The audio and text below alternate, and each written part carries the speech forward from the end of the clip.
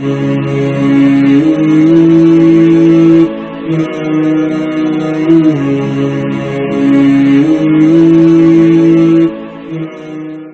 نکاح کے معاملے میں ماں باپ کی غلط باتوں کو ماننا بھی ضروری ہوتا ہے؟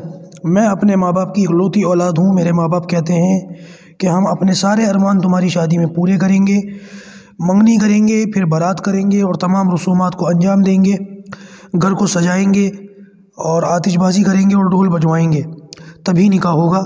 اگر ایسا نکاح نہ کیا تو اس صورت میں ہم ناراض ہو جائیں گے۔ میں اپنے والدین کو کئی بار سمجھا چکا کہ سادگی کے ساتھ شرعی طریقے پر نکاح کر لیا جائے، لیکن وہ نہیں مانتے۔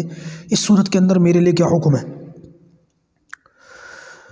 دیکھیے بھائی، یہ بات یاد رکھیں کہ نکاح کرتے وقت شریعت کو ترجیح دی جائے، شریعت کے مطابق ہی تمام کاموں کو انجام دیا جائے۔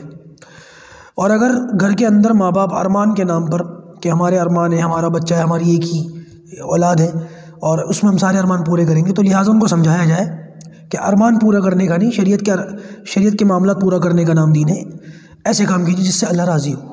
ماں باپ کو سمجھائیے، لیکن اس بات کا خاص طور سے خیال رکھیے کہ بے ادبی نہ ہو۔ ماں باپ کو سمجھاتے ہوئے بدتمیزی، بد کلامی اور آپ کی آواز اونچی نہ ہو۔ پیار سے سمجھاتے رہیے، ان کے لیے دعا کرتے رہیے، اور نہ مانے تو پھر یہ باتیں جو وہ کر رہے ہیں وہ خلاف شرع ہیں۔ اس صورت کے اندر ان کی اطاعت اور فرما برداری نہ کریں، آپ شریعت کے مطابق ہی نکاح کریں۔